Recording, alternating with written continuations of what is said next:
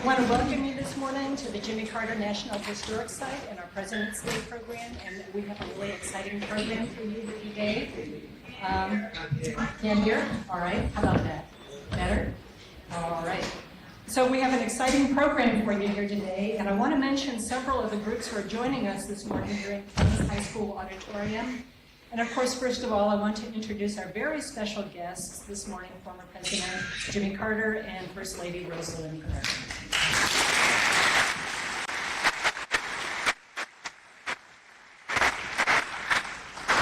So this is the National Park Service Centennial Year, and during this year we have a special emphasis on education. And I want to acquaint all of our visitors today with the scholars that we have joining us today. And first I want to mention that we're joined by two classes from Georgia Southwestern University, the Department of History and Political Science, and their professor, Dr. Bergman. And then maybe if that group wants to just stand up so that people can see you, that would be great. Again, Georgia Southwestern University.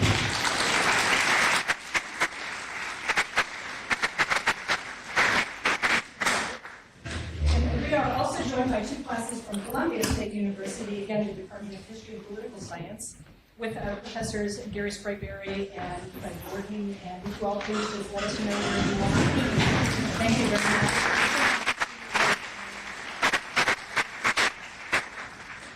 Joined this morning by State Representative Mike Chokas, and I wonder, Mike, if you would just let us recognize you this morning. Stand up, thank you.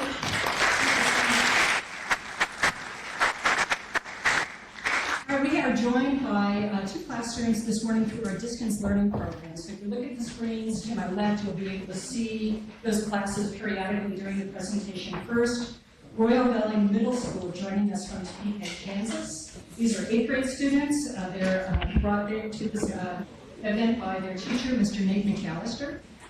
And this class is gathered at the National Park Service Site Ground versus the Board of Education, but they're coming in to participate in this program, and we'll learn more about them later on during the event. We're also joined by high school students from Boise High School, and these are students in the class of Ms. Monica Church. So we have AP Government and AP Comparative Government classes, as well as student council representatives. And I wonder if Ms. Church can hear me and speak to me. We may be joined by a special guest in that classroom, and that would be former Governor of Idaho, Cecil Andrus. And certainly we want to extend a warm welcome to all of our visitors here at Kings High School. So we have a special partnership with the not-for-profit technology and education innovators called Internet 2. That's how we're able to have these distant locations joining us today. And I wanted to thank that program, and in particular their director, James Worley, for assisting us in putting this program together. And with those introductions, I would say that President Carter and Mrs. Carter, this year marks the 40th anniversary of your successful 1976 presidential campaign. And we have asked that you share your recollections of that campaign, and of course any other thoughts that you wish to share with us today. So let me turn the show over to you. And we are really looking forward to hearing from you.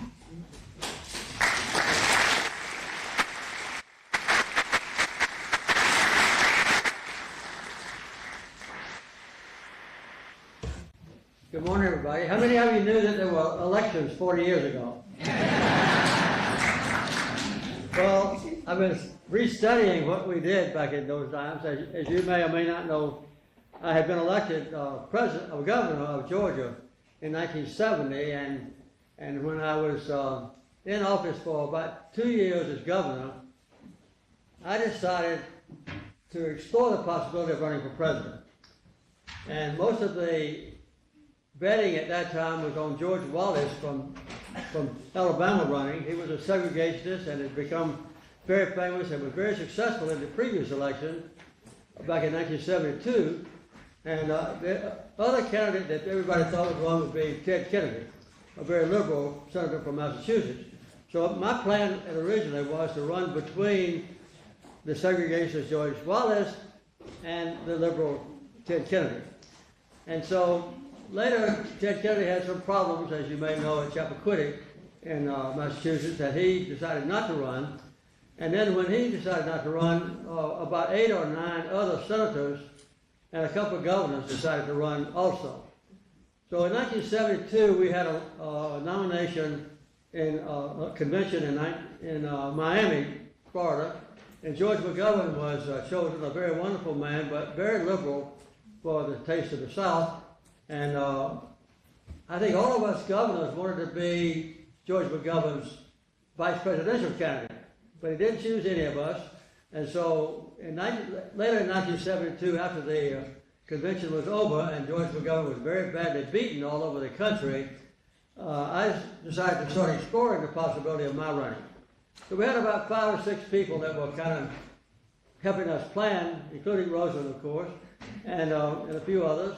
Dr. Peter Bourne, who had been my drug czar in Georgia and was later drug czar for the whole United States, wrote a letter to me about 7 pages long outlining how I might be elected president. We never did say the word president. We were too embarrassed to say that. We just said run for national office. Even though there's only one nationwide office, that's president. So we decided that we would run for the national office. And I still hadn't made up my mind about whether or not to run.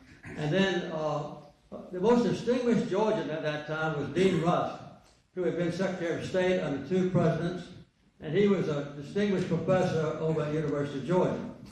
And I got a phone call from him one afternoon and said he wanted to come and meet with me about a matter of importance.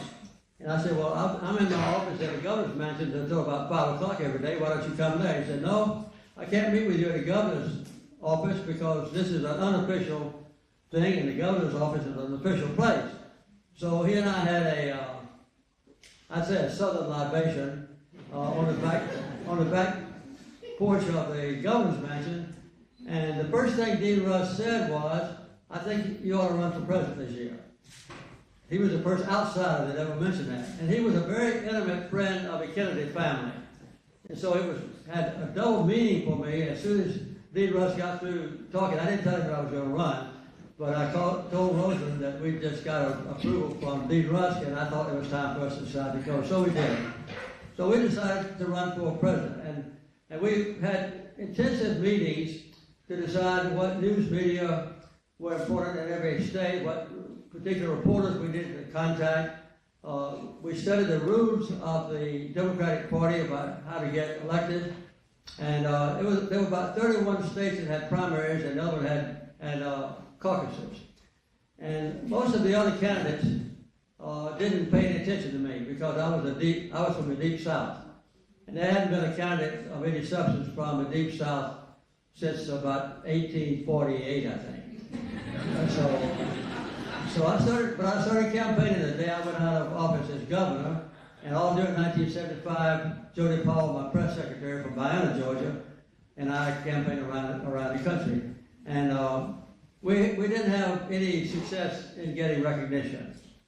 I remember once we went to Massachusetts and went out to one of the historic sites of the Revolutionary War, and one TV camera came out there, and they said, why in the world are you wasting your time running for president? There's no way that a Southerner is going to be getting any votes in Massachusetts. And I said, well, when John Kennedy ran for Massachusetts as president just a few years ago, he got more votes in Georgia than he did in Massachusetts. And I think it's time for the Massachusetts people to pay me some respect. So that was the problem we had. I remember we also went to Iowa, which was the first caucus then like it is now, and New Hampshire was the second one.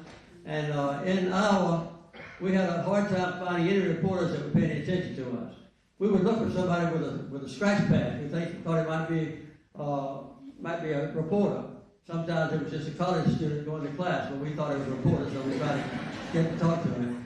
And one night, Jody Powell and I always slept in the same room when we couldn't get somebody to let us stay in their own house.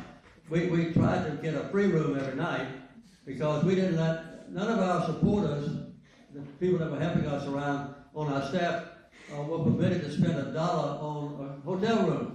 They either got somebody in the community to let them spend the night in their home, or either they had to sleep in their own car. So Jody and I were sleeping in a hotel room that night, and just a double bed, and Jody was a terrible snorer. He snored horribly. So Jody wanted to have a drink at night before we went to bed, and so I went up to bed and tried to get to sleep before Jody got there so I could sleep a while. So Jody came in and woke me up for the first time. He said, "Governor, I got some good news for you." I said, "What, Jody?" I was kind of asleep. He said, "We're going to be on television tomorrow." I said, "I can't believe we're going to be on television. What is it?" He said, he kept fumbling around. Finally, he said, "I'll tell you in the morning."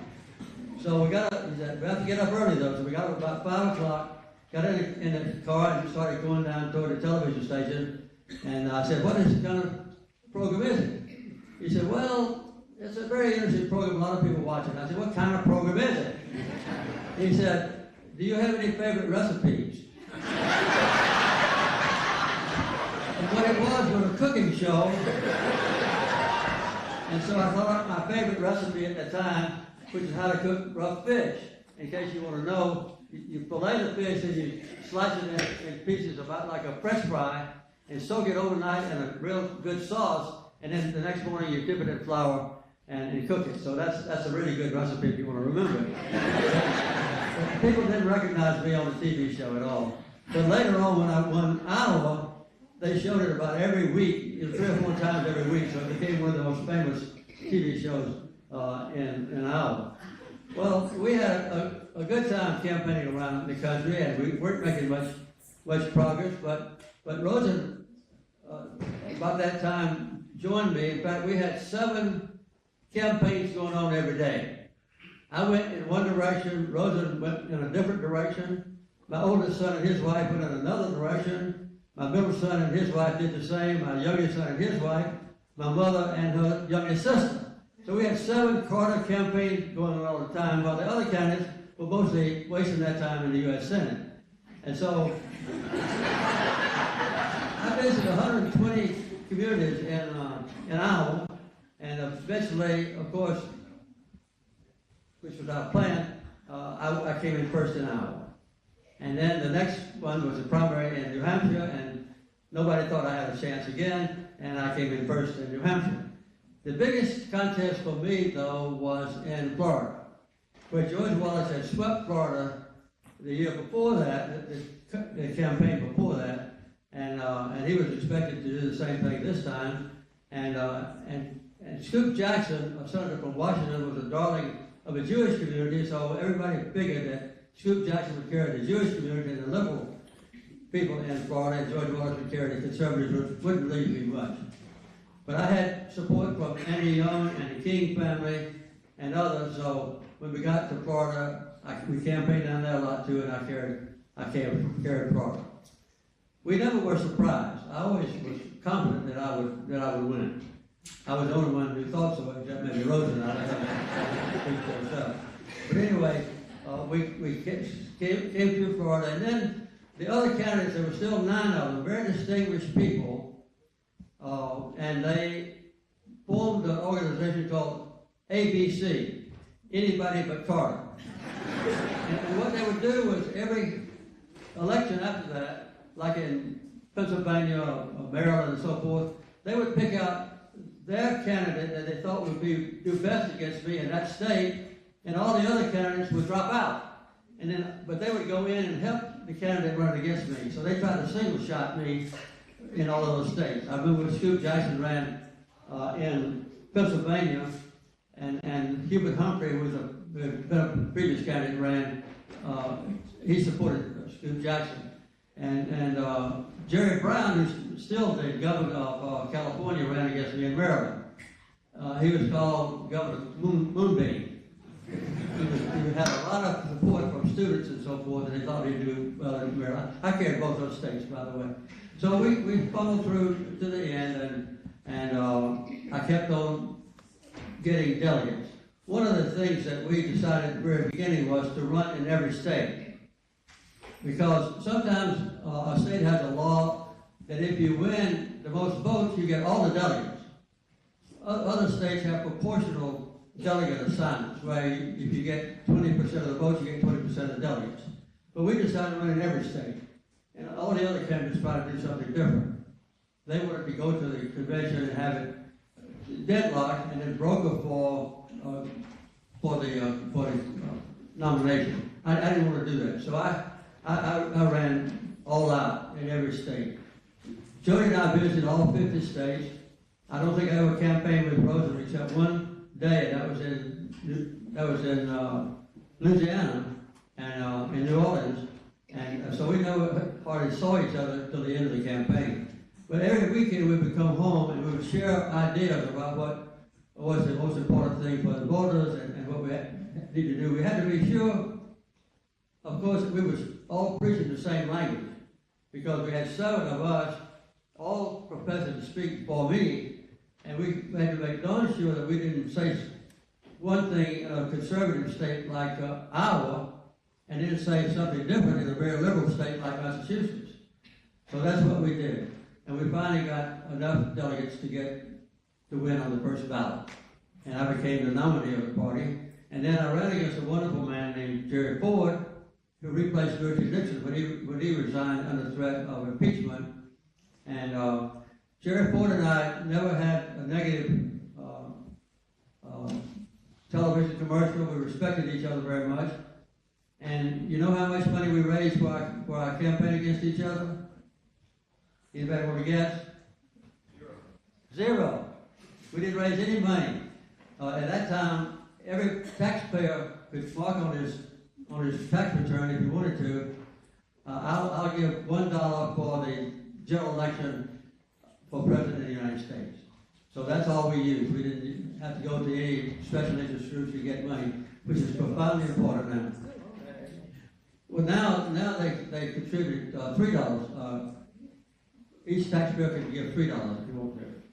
But no candidate has used that money since 2004, because with the stupid Supreme Court ruling, Citizens United, there's almost an unlimited amount of money that pours into campaigns from rich people, and then it's basically legal bribery in our country. So the richest people can give a lot of money to a candidate, and of course they expect something in return when they get through. So it's totally changed now, and a lot of that money nowadays is spent, as you know, for negative commercials. So the Republicans hate the Democrats, and they still do when they get to Washington, and our country's divided, and people are polarized. There are blue states and red states. We didn't have any of that then. When I got in the White House, we were very pleased. By the way, the first reception we had in the White House, 750 people came who had let one of our members of our family spend the night with them. So those were special friends of ours. They took us in when nobody else would, when we couldn't afford a hotel room. So that was a special night for us. So that's the way I see the campaign, as quickly as I can describe it. And now that Rosa can correct my mistakes, and she can tell you what I see now.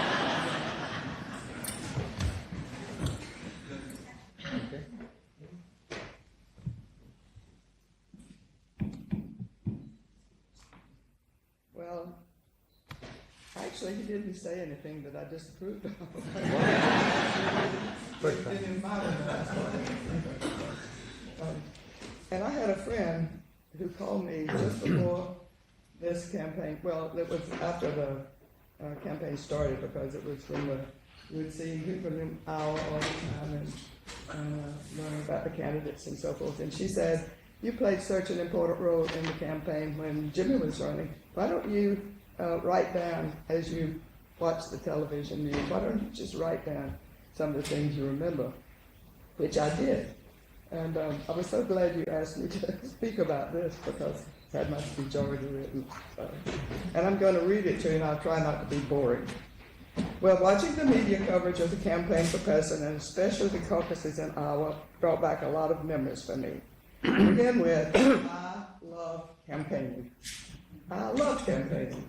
I got to meet the most wonderful people. I learned more about my country than I would ever have known. And I went in 47 states, all but South Dakota, North Dakota, and Alaska. So I learned a lot, you can see, about the country.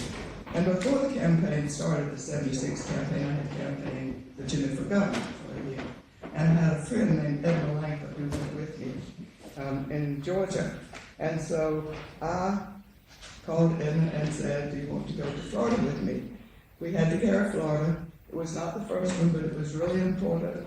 It was one of the first. It must have been one of the first. So I went to Florida. We went to Florida, and we were going to stay for 2 weeks, which we did, and to see if I could campaign in another state. I didn't know what to expect. I didn't know what kind of questions people were going to ask, what they thought I ought to know, and I was really, really nervous. But we set out. Edna and I were going to stay for 2 weeks. We knew several people who lived there, so we made arrangements to stay in the houses with them. And as Jimmy said, it was because we didn't have any money, and we had to find somebody to stay with. And that became easy because there were always people that supported you when you got to the town. You could make some friends, and they would have you spend the night in their house. We began our journey stopping in every community, getting all the press we could by knocking on the doors of radio stations and newspaper offices, and the reaction was always the same. I'm Mrs. Jimmy Carter. My husband's running for president. President of what? President of the United States. I'm kidding. And no, I'm not kidding. I thought he might want to interview me. And they all did, which was a big surprise. To put this in perspective, people were not used to seeing family members in presidential campaigns. I think I was the first wife of a president to campaign like that. And to my surprise, everybody was excited to see me. It was fun. And I was getting over my nervousness. And I shouldn't have been worried about questions after the initial surprise of seeing me. The questions at that time, and later in the campaign there were issues, but at that time, they were about where are you from, and who is Jimmy Carter, what has he ever done? But we stopped in every town we came to, passing out brochures in every place of business, going through every courthouse we came to, meeting all the officials. And then I had a Florida almanac of Democratic Party officials, and we looked them up every time we came to a town that had one. And I remember finding one in his garden, and so we walked up and down the roads admiring his vegetables, and we came away with his valuable list of names he had saved over several decades of statewide party workers and contributors. That was a real coup, thought. And the whole campaign used that in Florida. This would happen often out of the blue, that people would ask me, would tell me they didn't know what to ask me, even journalists in some places. It was such a surprise to them. But before the first day was over, I had a list of 5 or 6 questions, but let me go back a little bit. See my pages back. We were riding along, and saw a radio station antenna in a field. So we drove out to that radio station. And there was one employee there, a young man playing records. And so I gave him I'm Mrs. Jimmy Carter, my president. I got my husband running for president. And he was shocked. I said, could you interview me? He said, I'm here playing records, that's all I do. I wouldn't have any idea what to ask you. And so I said, I'll give you a question. And he finally said, okay.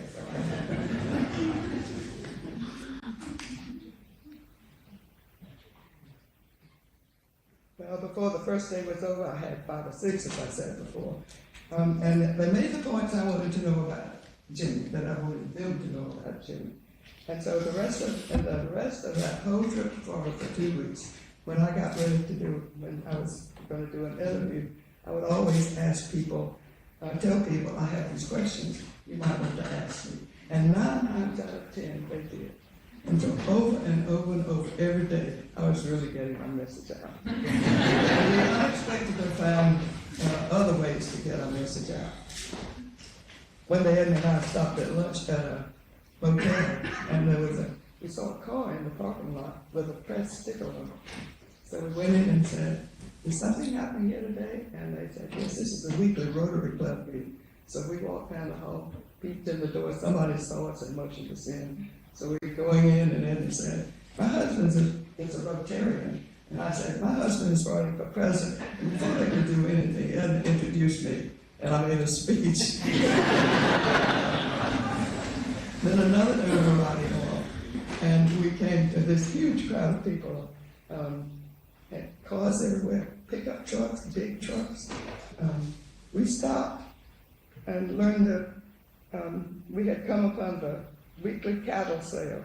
And this was great luck. I mean, it was great luck because we already knew from the courthouse crowd that the man, Buddy Neal, who ran the sale, was the president of the Cattlemen's Association of Florida and a very significant political figure. And so they stopped the cow. And I made my speech, and then they started the auction right. Soon it was like campaigning in Georgia, and Ed and I felt very much at home with the people we were meeting.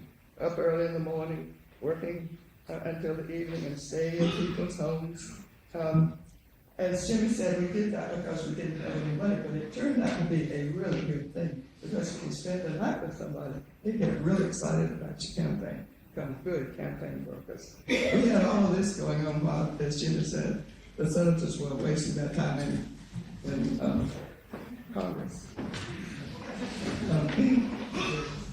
By the time we drove home, we had left a trail of newspaper headlines with Jimmy's name prominently displayed.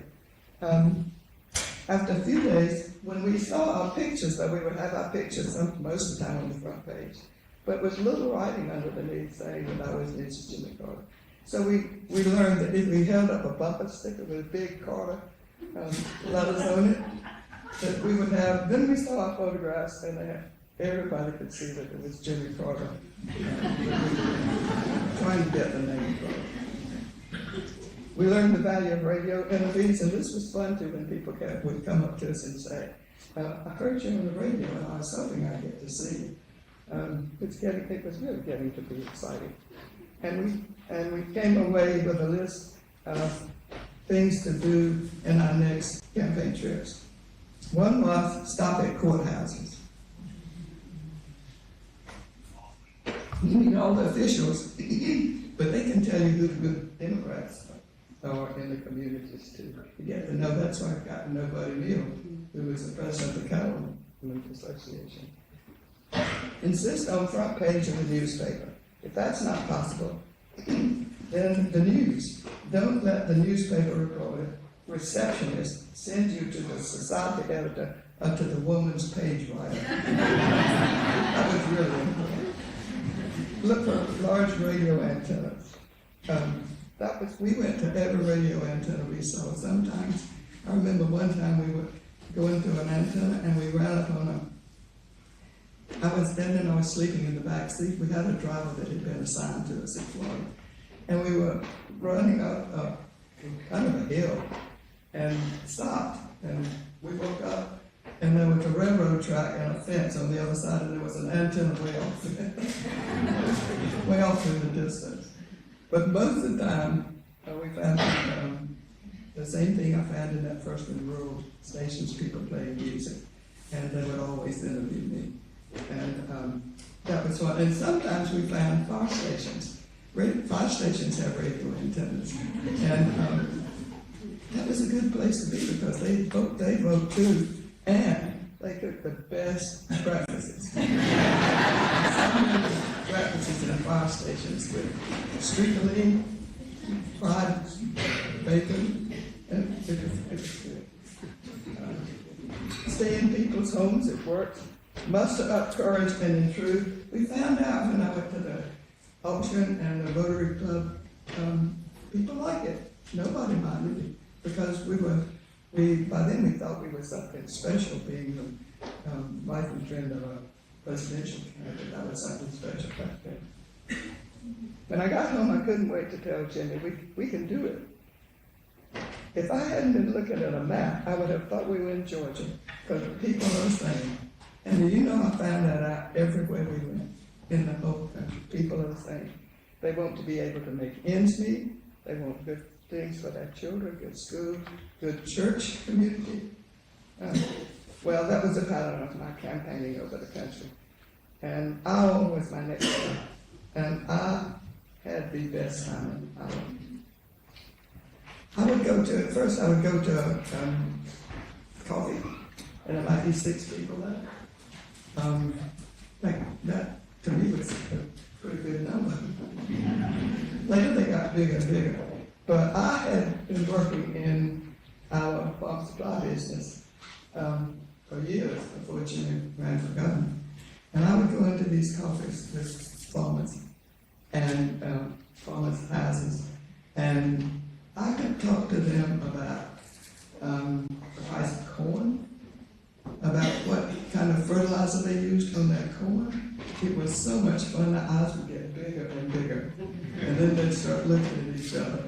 And I was thinking about that the other day, watching those candidates in Iowa. I had a built-in inroad to those people that they would never have thought of. But I was in 105 communities in Iowa. You said you were in 120. I didn't know you were in more than that. But it's funny, I don't remember the bad thing. Well, I didn't see the bad, at least because I was working. And most people were really nice to me. Sometimes you meet somebody who says, I'm not for you, lady. I'm not for your husband. But that was not really often. People were very nice everywhere. I would get really tired. I remember being at press conference. I was sitting on a box, the reporters were on the floor and standing up. And you get the same questions over and over and over, and you get so tired of answering. And comes road. So I was supposed to be answering a question, and all of a sudden I stopped. I had no idea what I was saying. And I said, did I answer your question? And this man said, you did just fine, Ms. Carter. I don't know what I told you. Well, that's about the only thing, that's what I wrote down about my memories of that, the campaign. But one thing that Jimmy didn't mention was, and I did see some of these people in New Hampshire, was the peanut brigade. Because people from Georgia came. You did? Good. Okay. I don't want to interrupt you, but go ahead. I'm through. Well, I thought Rosa might mention this, and she didn't have it in her talk. I didn't see her note. But one of the reasons that I won was that we had what was known as the Peanut Brigade. And a group from Sumter County decided they would go and help me by just going to a foreign state and in the snow or wherever it was, and telling people, we know Jimmy Carter, we're his neighbor, and we hope you'll vote for him. And they would hand out pamphlets and so forth. And that grew and grew and grew under the direction of Scott Patchett, who's just written a book about this and some other things. So we had a very great advantage over the other candidates. In the key states like Iowa, of course, was one. New Hampshire was especially important because that was all during the time when the snow was 2 or 3 feet on the ground, and the Jimmy Carter workers would go around with bundled up so you couldn't hardly see who it was, and knock on doors and say, I've come to promote my candidate, Jimmy Carter, and then they would go to Wisconsin or wherever the other state was. It was important. One of the most important problems that I had to face was the African American problem, because people looked on me as a Southerner, and because I was a Southerner, I was undoubtedly a segregationist, which I wasn't. And so Andy Young was one of my key supporters. And I remember one time, I wasn't there, but I've heard Andy talk about it. There was a meeting of journalists and all the campaign managers in Washington, D.C. And one of the reporters asked, how about you guys telling me how many African Americans you have on your staff? And some of them would say, well, we're still looking for some qualified ones, we haven't got one yet. Others would say, well, we've got one, or we've got two. And finally they got down to Andy Young, and Andy said, I don't know how many we have on our staff. But at the beginning of last month, we had 22. So that was, we were just completely in harmony with the African American community. And later, when I ran for president against Ted Kennedy in 1980, I got 85% of the African American vote then. So we had a good start coming from the South. So those are the kind of things that we remember. And you see, Rosen had a lot better time than I did campaigning. But now, if you have any questions, we'll be glad to try to answer them. It's another thing that I learned. I could do things I never dreamed I would do. For instance, I performed reading Aaron Copland's A Portrait of Lincoln on the stage with a symphony orchestra in Baltimore at the reading. If you think I would ever have done that, I can't believe it. Did things. And another thing that's interesting is that I got to Dallas, Texas, I think, and was going to the country fair to have a picture made with my peanut butter pancake. Well, I never had a peanut butter pancake, but it was a good chance for me to get some publicity. So I went there, and that's what people will do. They'll say, they'll make a recipe, say the recipe's mine, say they're my cousin, different things like that. Anyway, I got there and they gave me a knife. It was a pancake with no frosting on it, with peanuts in the hull, stuck in the middle. It was awful. It was a dirty trick. And then I tried to cut it. I could not cut the cake. I tried and tried. Made a fool of myself. Sometimes you do things. Sometimes you have to do things you didn't want to do. How are you going to handle the question? All right, well, first, we want to thank President and Mrs. Carter for sharing their personal thoughts and experiences.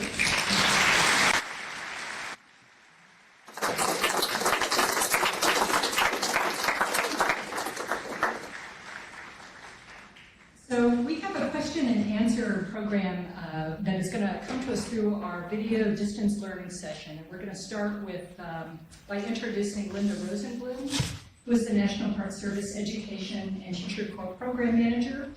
And Linda will moderate that program for us. And Linda, if you're ready, please go ahead. Good morning, and thank you for allowing us to participate in this program today. We have one class of students here with me at the Brown v. Board of Education National Historic Site, and these are 8th grade students from the Royal Valley Middle School in Mayetta, Kansas. And we also have a group of students participating at the Idaho Department of Education from Boise High School. So at this time, we're going to go ahead and start with our first question from Chance Chance Lyman from Royal Valley Middle School. Go ahead and ask your question. Hello, Mr. President and Mrs. Carter. I understand that you've traveled over 50,000 miles and visited 37 states and delivered 200 speeches during the primaries. My question, Mr. President and First Lady, is this: out of the 200 speeches, which one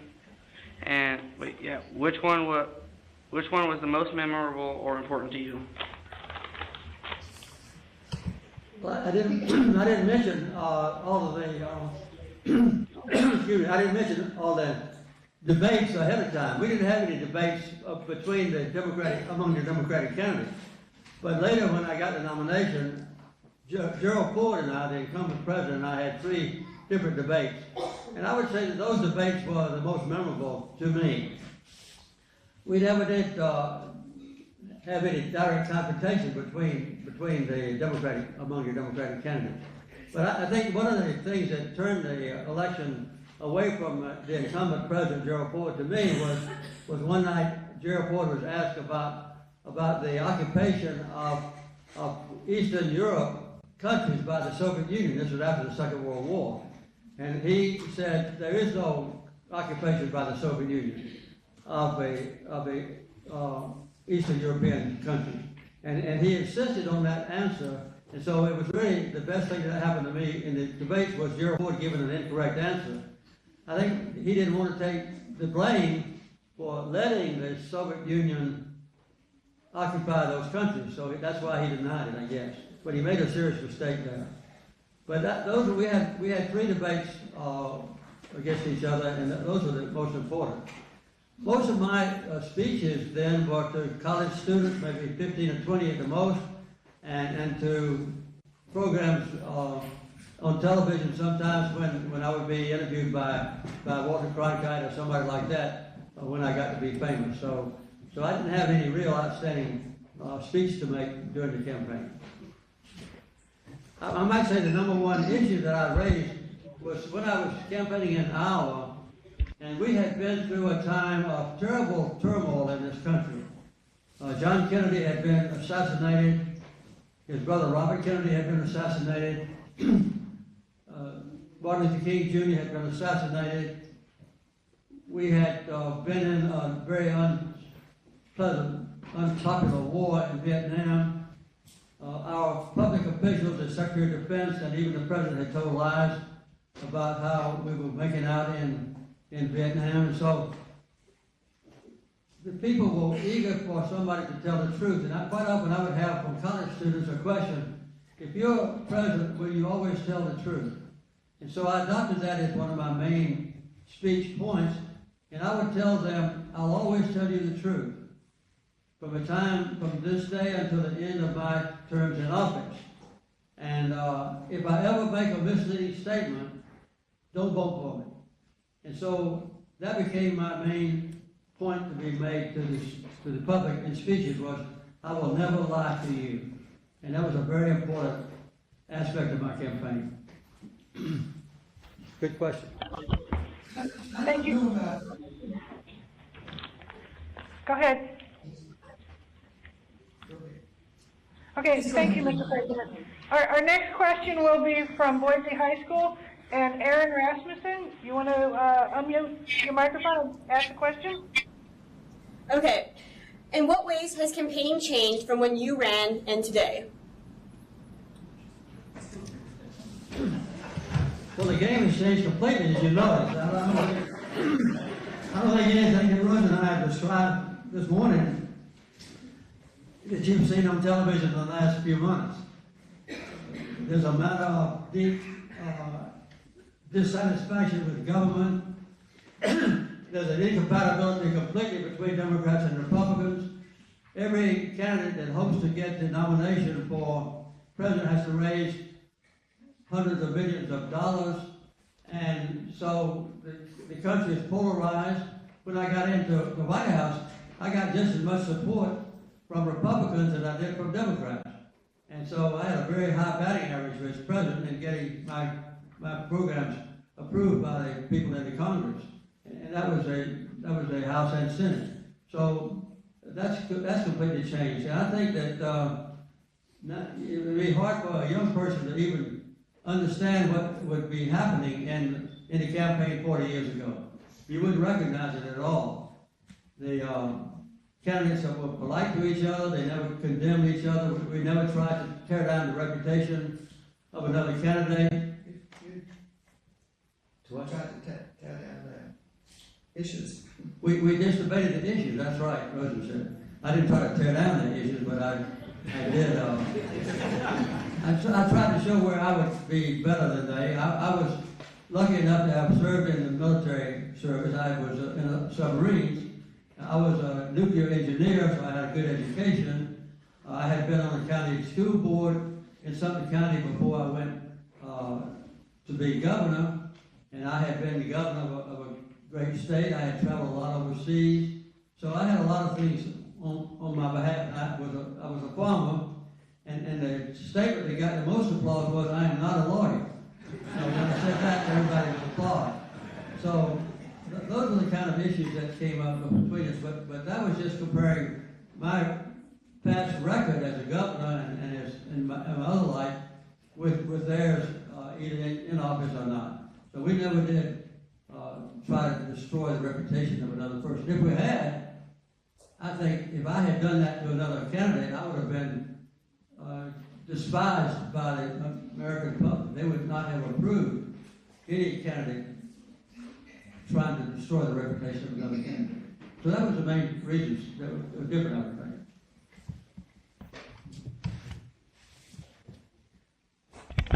Our next question is from Royal Valley Middle School again, and our student's name is Kane Fink. Good morning, Mr. President. This question is for the President and Mrs. Carter. What was the hardest challenge you had to overcome during the campaign? Well, the hardest challenge I had to overcome was that there was a general feeling throughout the country that anybody that had been the governor of a deep South state was very conservative on the race issue. And we had segregation in our country for 100 years after the war between the states or the Civil War. That was over in 1865, and it was in the 1860s that Lyndon Johnson finally got the Voting Rights Act passed. And I think when that happened, there was kind of a sigh of relief by the American people. They didn't want to see the race issue re-injected into the campaign. And so that was the main thing I had to overcome. I had to show the people that I was not a racist and that I had reached out throughout my early career as governor and so forth to the people of all types. In fact, when I made my governor's inaugural speech in 1971 in January, my main speech was that I've traveled this state as much as anybody ever has, and I tell you quite frankly that the time for racial discrimination is over, and never again should a black child be deprived of an equal right to education, to health care, and to the qualities of life. So I had a good record in the past, but that was the record that was listed in Georgia, and it didn't exist in other states in the country. That was the biggest handicap I had to overcome. Maybe Rosen had a different one. My greatest challenge was to get the press to take me seriously. I remember the first Meet the Press, I was excited about being there, being able to talk about the issues and about Jimmy. And I got questions like, wouldn't you rather be traveling around Europe than doing this? Do you ever do any cooking? It was really hard. The people and the local people wanted to know all about me and Jimmy and he was running, why he was running and those kinds of things. But it was really hard for me to get the press. They finally realized that I knew what was going on, so it didn't take them very long.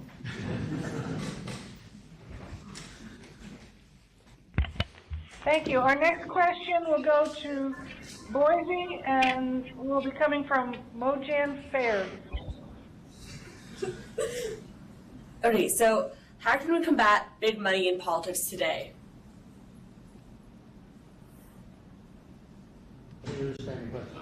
How can we combat big money in politics today? That's an almost impossible thing to do in this country because all of the incumbent members of Congress, as well as the governors and presidents, now owe their position in office to large contributions, and they don't want to give it up. And so an incumbent member of Congress will have to change the law if it ever is changed, will have to give up that opportunity to have a higher priority for a rich person to give a contribution to him or her than it is to give a contribution to some unknown person to run against the incumbent. I don't think the Supreme Court is going to change the Citizens United ruling, which said that a corporation is the same as a person until the Supreme Court is changed. And it's going to be very difficult to get a majority on the Supreme Court that would correct that terrible mistake they have made. So I don't see any real possibility of getting rid of money.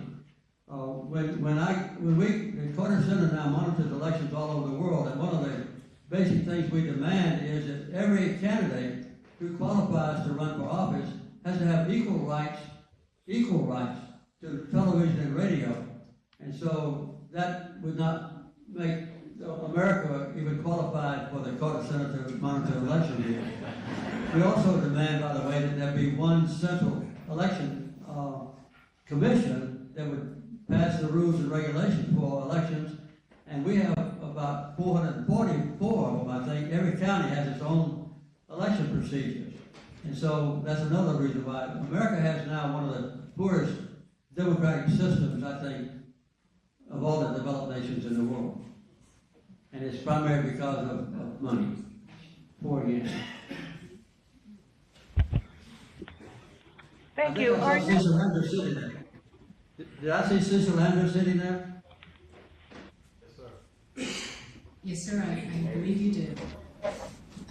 Mr. President, I say so. Mrs. Carter, Cecil Andrews, great to see you again, my friends, and I'm just tickled to death that you have overcome that challenge that you had with the cancer and that we can still benefit from your knowledge. Thank you for being here and helping these kids.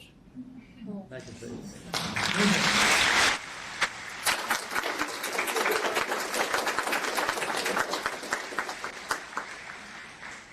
Cecil Andrews was the governor of Idaho when I was governor. And I asked him to be my secretary of Interior in charge of all the national park system. And it was Cecil Andrews that was really responsible for the Alaska Lands Bill, which doubled the total size of our national parks and tripled the size of all of our wilderness areas in history. So because of Cecil Andrews, our national park system is now twice as large as it was before he and I went into the White House.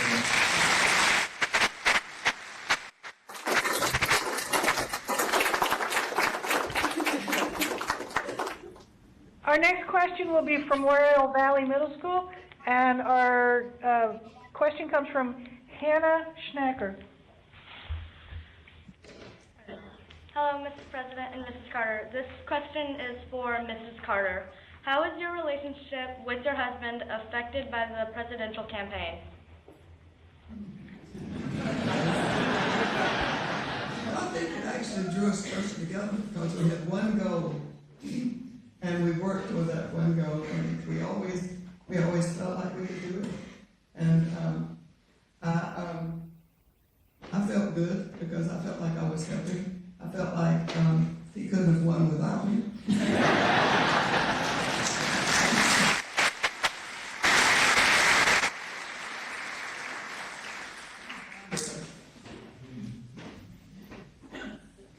I think it bonded us also. When we moved into the White House,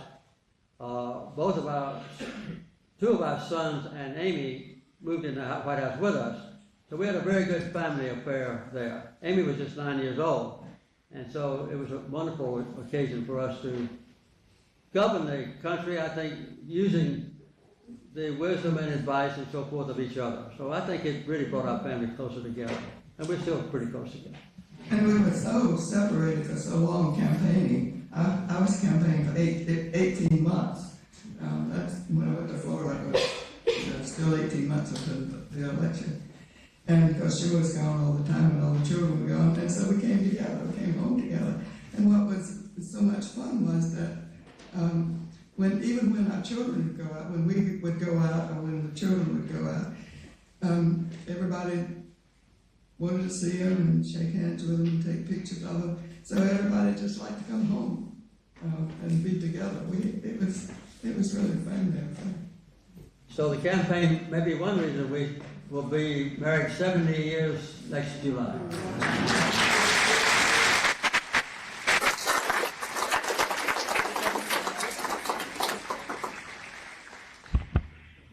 Do we have one more question from Boise High School? We gonna get any from here? We can do that. Would you like to? We have one more question from Royal Valley if Boise doesn't have any more. Okay. Okay, our last question from Boise, from Royal Valley comes from Jaden Wamigo. Hello, Mr. President and Ms. Carter. What was the impact of the Watergate scandal on the 1976 election? Thank you. What was the impact of the Watergate scandal on the election? Well, I was governor of Georgia when the Watergate scandal took place, but I think that's another thing that I should have mentioned a while ago about how the country was so dissatisfied with lies and cheating and misbehavior of public officials. So it was not only the assassinations of our famous leaders, but also the Vietnam War, which was very unpopular. And then, of course, we had just had the previous president resigning in threat of impeachment, Richard Nixon. So I would say that it helped me to be campaigning right after the Watergate scandal. I think that Gerald Ford did a good job in replacing President Nixon, but there was some doubt, which I never raised in the campaign, that he traded the pardon of Nixon, which was complete, for his anointment as vice president. I don't think that's true, but that was some of the allegations that were made against him, not by me, but by others. So I would say, in balance, probably the Watergate scandal helped me be elected. That's a good question, too. Linda, thank you so much for moderating those questions. I think that we do have time for 2 or 3 questions from this audience, and I wonder if any of our scholars from Columbia State University, or GSW would like to offer a question. Yes, oh, yes, sir, please. Yes. Hello, Mr. and Mrs. Carter. My name is Chandler Harris. Come closer if you don't mind. I want to be able to hear you. Okay, thank you. Yeah, I think everybody else in here would like to hear you too. Hello, Mr. and Mrs. Carter. My name is Chandler Harris, and this question is for both of you. What advice did you give Jason Carter when he was running for office? I gave him a good bit of advice. The main thing I want to tell you about, this audience about, is always tell the truth. I think that's one of the main things that people want in a candidate is to know that when they say something, it's not a lie. So quite often, as you know, some of our presidents, some of our U.S. senators, some of our others have lied about things and gotten caught with it. So I think it's not just a matter of getting caught, but just to tell the truth. It takes a lot of political courage. And so that was the main thing I told Jason. It was to always tell the truth. You get the same questions over and over, and if you start answering them differently, then you don't remember which one you said to somebody. But, let's see, what advice? I asked him if I could campaign for him. And I did. And we all campaigned for him, and I realized how much I had missed campaigning. Because you go to coffees and teas, you meet people. It's just, to me, I just love it. I had a good time.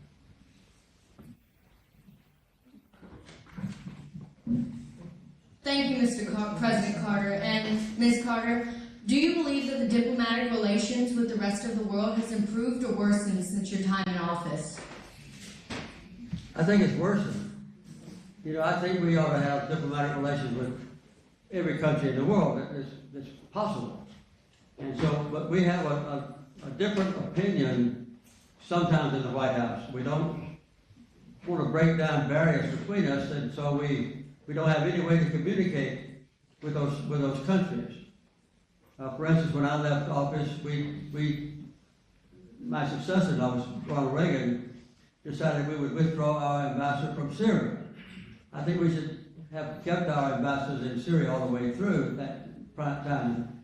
When the Iranians took our hostages, I immediately renewed diplomatic relations with the Iranians. In fact, it was my diplomats that went over to the revolutionary government that were taken in captivity. And so we have a lot of countries in the world now with whom we don't have diplomatic relations. By the way, some other nations like France, they try to have relations with other countries even though they have a serious disagreement between the governments, between the presidents. And I think that's always better, because if you do have a problem or a difference or an argument, you can resolve it if you have a good ambassador there, and vice versa. So I think it's better always to have a good diplomatic relationship. One of the main things that I did that it's probably the most important thing that I did when I was president, was to establish diplomatic relations with the People's Republic of China.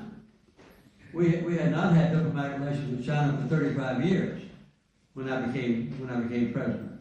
And so we decided to do that, and I think it was one of the best things that I did. So yes, we ought to communicate with the other people even though we have differences of opinion. And I think Jim has answered the question sufficiently. I think diplomatic relations are really important. When Jim was president, we were making friends with countries all over the world, and real important. It's more important to be friendly than not to be friendly, and diplomatic relations can help you be friendly. Well, let's go for one more question, and the gentleman here with his hand up. Thank you, Mr. President. First Lady. My question is, do you feel that you received an unfair amount of criticism for the botched hostage rescue mission? And what do you think it says about the state of our country that oftentimes people focus on that mission instead of the treaties that you were able to successfully have signed? Well, I don't think I got too much bad press coverage because of the botched rescue mission. I did the best I could. We knew that we had failed in getting our hostages released. About 3 o'clock in the morning, I went back to the White House and slept for a few hours, and got up at 6 o'clock in the morning. I went on all the TV stations that existed then and told the people what I had done, what I tried to do, and how disappointed I was. And I took full blame for the mistake. So I think in that particular issue, I think I was treated fairly well. But that was the main reason that I think that we were not reelected, was because I was not able to get the hostages released before Election Day. November the 4th was Election Day, and that was exactly 1 year after the hostages were taken. It was the anniversary of the hostage being taken. So that was a major issue. But I was treated fairly. So I may not have thought so at the time, but I didn't. I didn't think so then or now.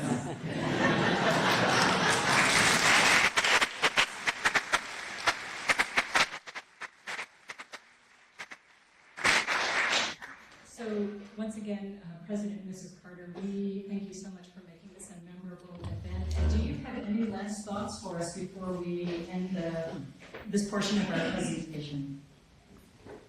I would encourage all the young people to run for office. We need good people in office. And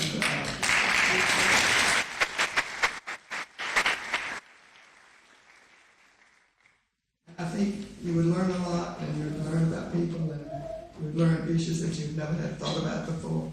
And if you can't run for office, campaign for somebody that you like and get to know issues and things that are important to people around you. And I would say don't ever give up on our country. We have a great country. Eventually the people's will prevail. And even though we might be discouraged or alienated or aggravated at some of the things that go on during the campaign, I believe that in the future our people will make the right decision. And we'll see that the next president will try to do a good job. So let's don't give up on our country. Let's just participate as much as we can. And I agree with Rose's advice. If you don't run for office yourself, get involved in politics. It's not a bad situation. And although you might enjoy it just as much as I did, or you might really enjoy it like Rosa did. It's a lot of fun in the long run, and it's very gratifying. Politics is not a bad thing to do. Well, thank you very much.